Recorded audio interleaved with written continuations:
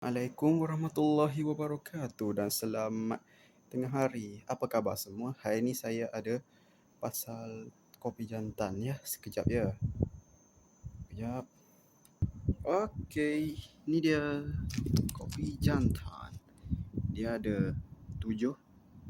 Inilah saya suka minum. Hari-hari dekat tempat kerja saya minum kopi jantan. Okey.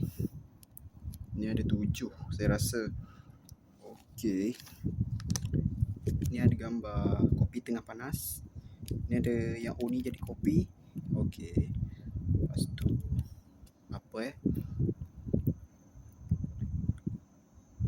kopi jantan ni rasa dia manis. Kopi percampuran.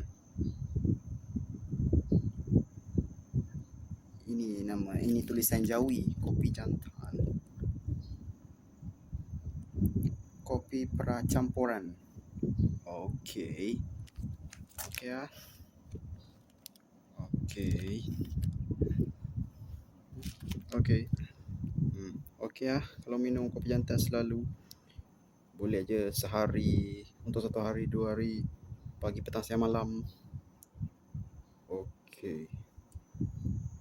Okey, itu saja pada saya. Jangan lupa like, share dan subscribe channel saya.